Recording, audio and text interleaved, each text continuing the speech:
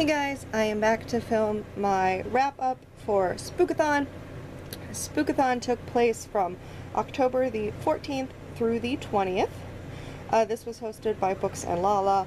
I'll put the information that I left down below, the last video, the TBR, down below again, in case you guys want to potentially participate next year, because I'm assuming she's going to keep doing it because it's a lot of fun and everyone loves it. So my TBR changed like quite a bit during this, which I guess is what it is. So I'm gonna kind of show you guys what I didn't read. I still met all the challenges, but I met all the challenges with like different books, and like I buddied some books up. So yeah. So anyways, the first book, so I was supposed to read a book with red on the cover, and I was going to read the first volume of Black Torch.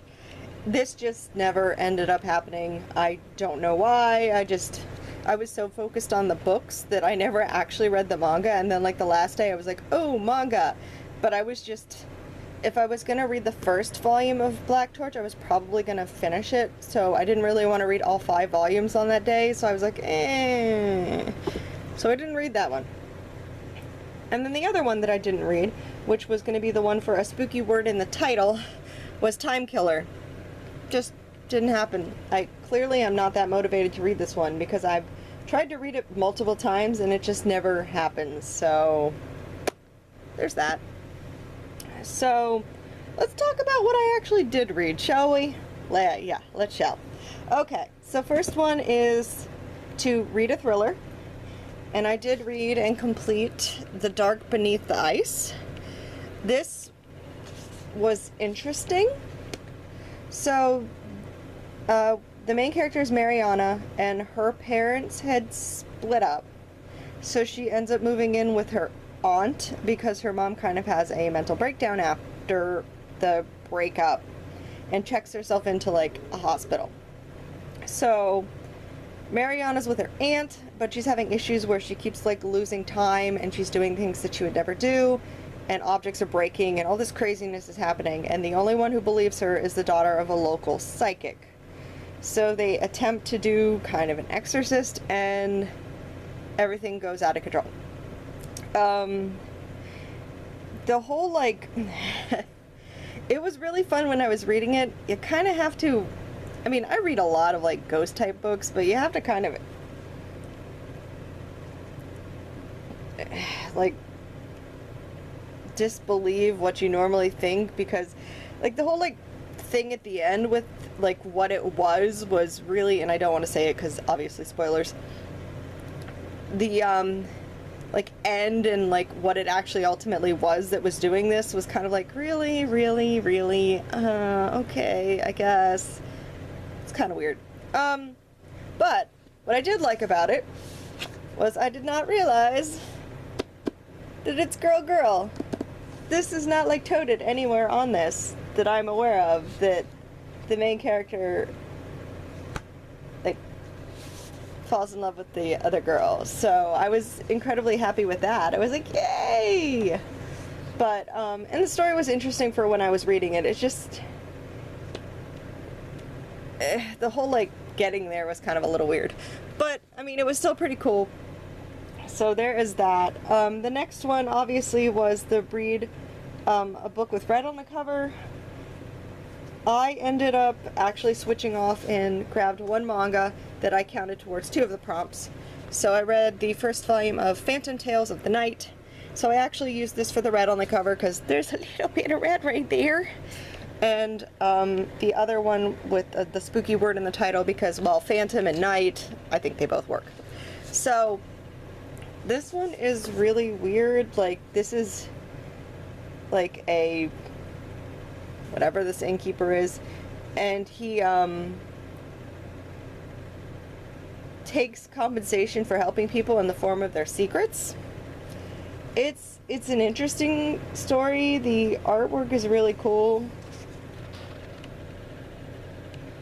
I mean, clearly you've got like different creatures and spiders and monsters and things like that, and it's really dark, but it was definitely interesting. I'm gonna keep going with it because I'm curious to see what happens. But I read that one for 2 challenges.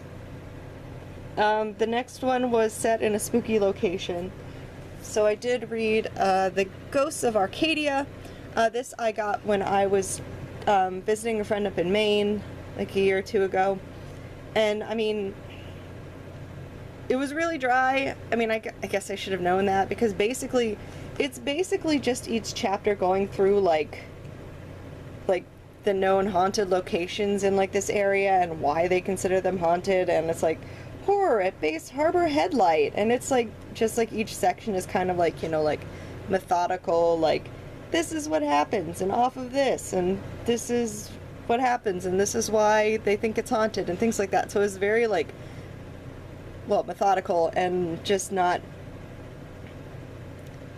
I don't know, it was kind of dry. I mean, I read it, and I finished it, but it was kind of like, okay, this is interesting. I mean, I like it because I like the ghost things, and it's cool to see, like, why these places are haunted, but it was kind of a little boring. But I finished it, and I have more of them, so I guess I'm gonna have to figure out how to want to read more of those. There we go. Let's just do that. The last one was something you wouldn't normally read. Nothing spooky about this, but I ended up getting a book of poems, and I did read all of it, and actually, look at me tabbing things. Like, I tabbed the poems that I liked, because I didn't, like, think I would actually, like, want to tab things, but... oh, not that one. That was really long. Let's find one that's not quite as long. Say what you will, but crazy isn't boring. I like that one. I like that one a lot.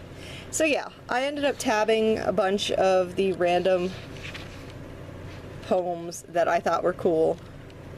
But yeah, I really like this. I'm gonna actually have to try and pick up one.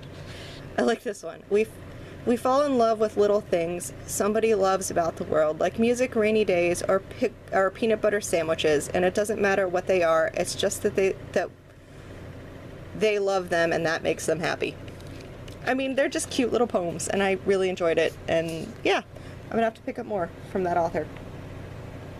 So, the last book that I read that was not actually part of the TBR at all, just kind of ended up, I was buddy reading this with Shae and April. I will put both their channels down below. Please check those two ladies out. They're amazing. But I ended up buddy reading this, and it happened to fall exactly where I started the first day of Spookathon, and I ended the last day of Spookathon. So it totally counts. So I read the 10,000 Doors of January.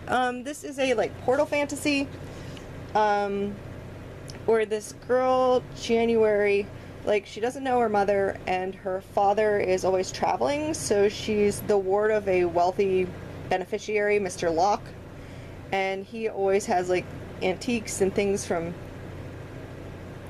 interesting places. And then she happens to find a book, and that book kind of carries her, has the ability to carry her to, like, different worlds.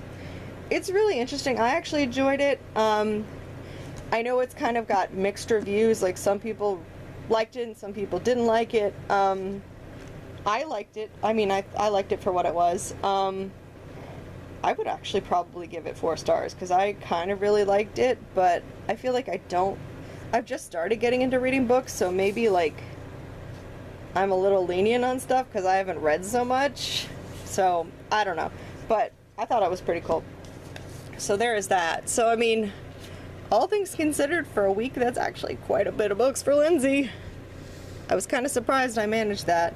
So maybe I should not feel as bad about trying to read more books for a week, because I'm always, like, thinking about doing readathons, and then I'm like, oh, am I going to be able to actually, like, finish books in a week? Because I feel like a week's not a lot of time. But clearly I managed it. I mean, obviously,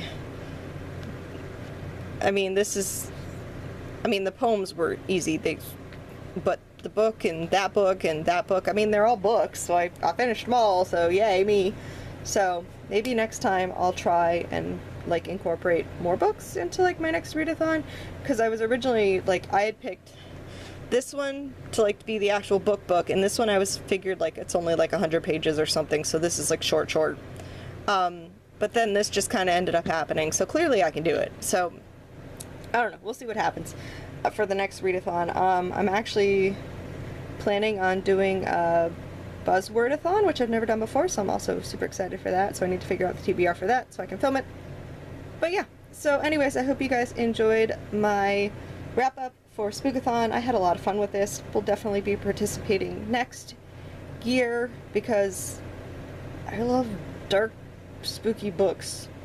Ghost, thrillers, paranormal is my jam.